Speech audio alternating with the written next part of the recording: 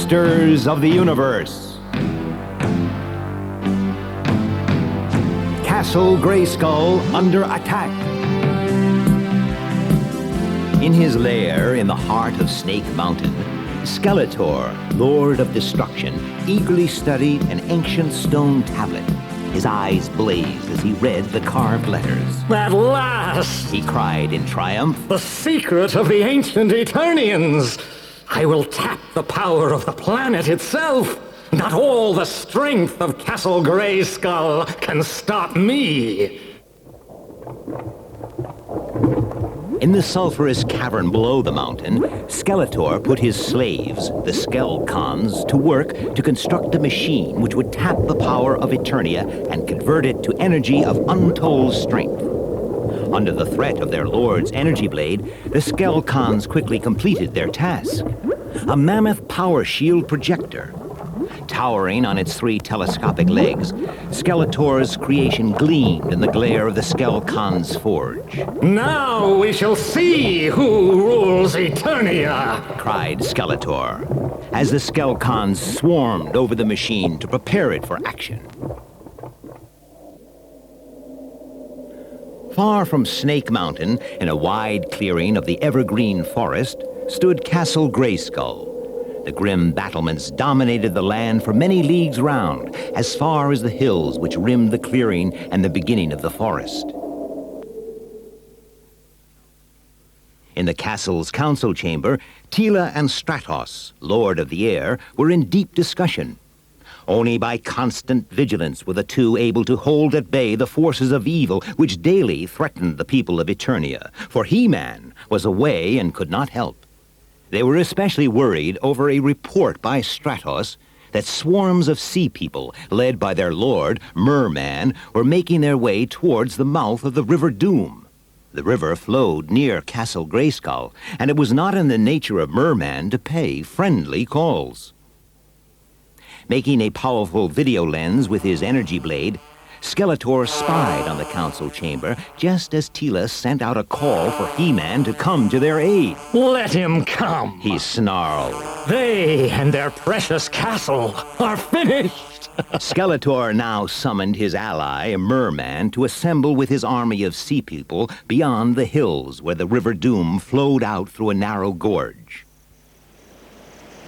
And while they swam and slithered and squelched their way upstream, the Skelcons dragged Skeletor's power shield projector overland to the meeting place.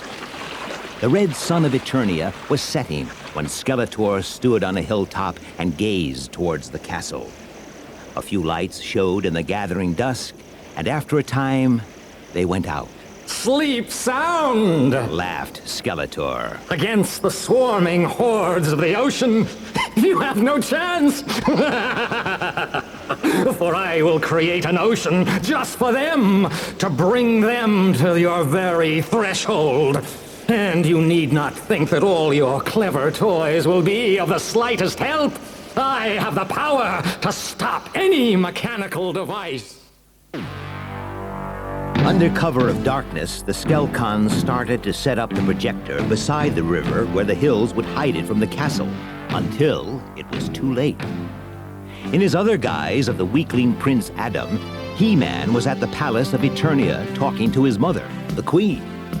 When Tila's cry for help reached him, he left the palace and raised his sword. By the power of Grayskull! He cried, and became He-Man. Within minutes, he was with his friends at the castle. Just before dawn, the Skelcons got the power shield projector into position. The probe was poised to drill down through the planet's crust to the energy core far below. A final check, and the machine hummed into life.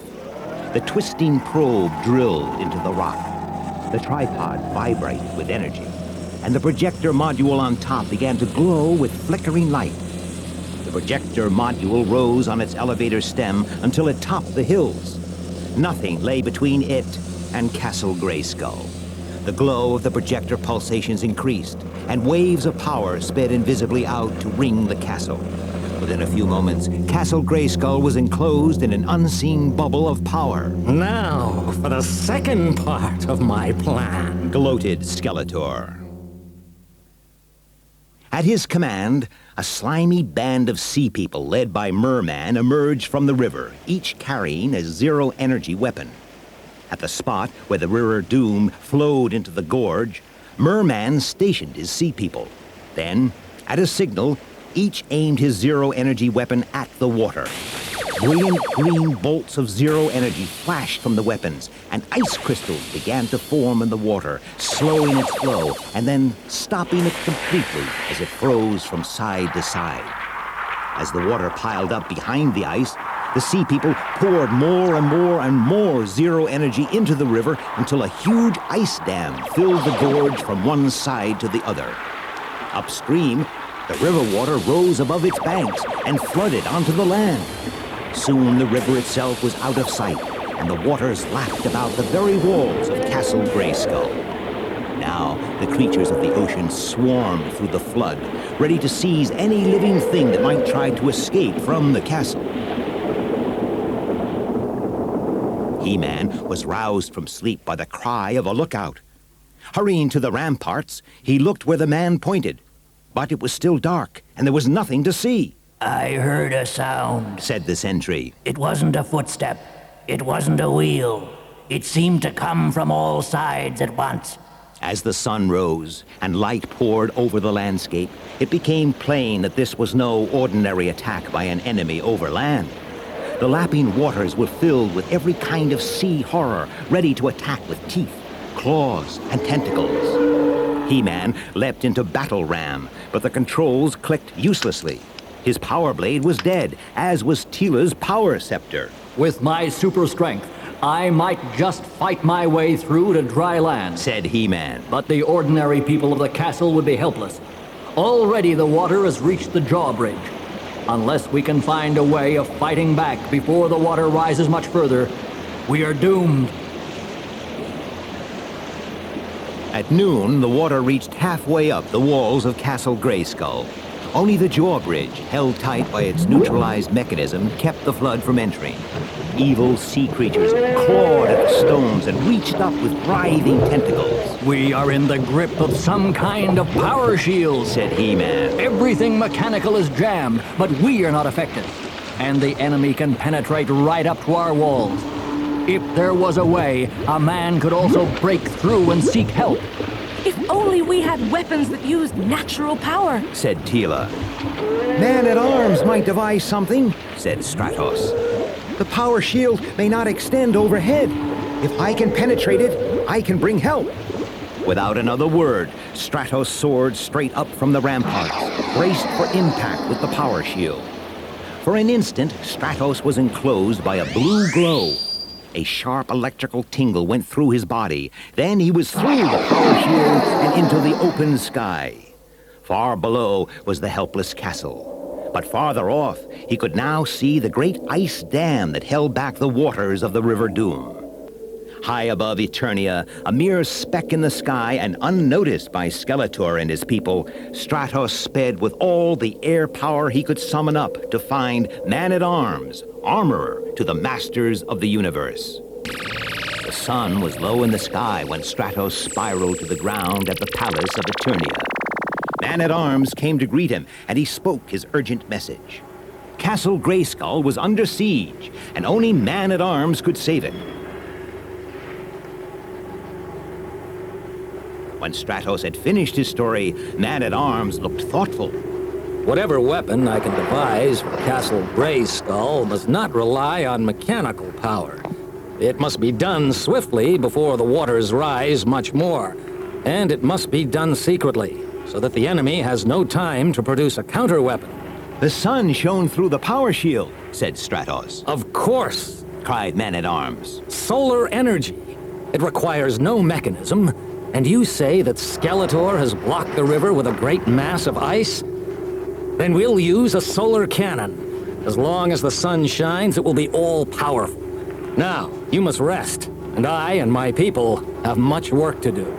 At a touch, the wall at the back of the room slid silently to one side, revealing the entrance to the workshop, where Man-at-Arms and his servants, the Nerlins, produced incredible weapon systems. All that night, the following day, and well into the next evening, the Nerlens labored under the guidance of man-at-arms. From bronze, they fashioned a great cup-shaped mirror, polished to a dazzling brilliance to catch every ray of sunlight. They quarried masses of quartz from the mountain, which would filter the sun's rays and extract the last particle of energy. And from deep in the underground caves of Eternia, the Nerlens brought dazzling pieces of crystal to form the lenses which would direct the power of the sun onto its target. All this Stratos watched with awe, but conscious all the time that the waters were still inching their way up the defenses of Castle Grayskull. He watched as the Nerlens completed the assembly of the solar cannon. Then the cannon was hoisted up to hang below Man-at-Arms' hovering Wind Raider. In darkness, the Wind Raider rose swiftly and headed for Castle Grayskull. As the image of the castle grew on the video nav screen, Man-at-Arms reduced speed until the Wind Raider hovered directly above. While he lowered the cargo winch cable, Stratos spiraled down through the power shield and was soon standing on the ramparts. Quickly, he explained to He-Man and Teela what must be done.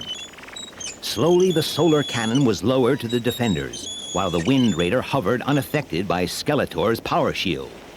Once the cannon was down, it was moved into place until at last it stood poised on the battlements of Castle Grayskull.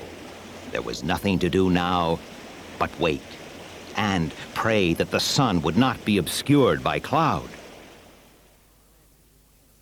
From a vantage point on the surrounding hills, Skeletor viewed the strange construction which had appeared overnight on the top of Castle Grayskull. The poor, misguided fool! He sneered. What puny weapon can hope to overcome the power of planet Eternia?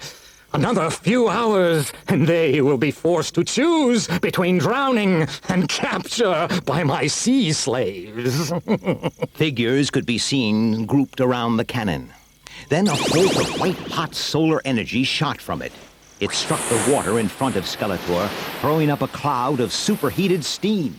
A second bolt plunged into the hillside above the ice dam. Skeletor watched the burst of smoke and flame from the scorched undergrowth.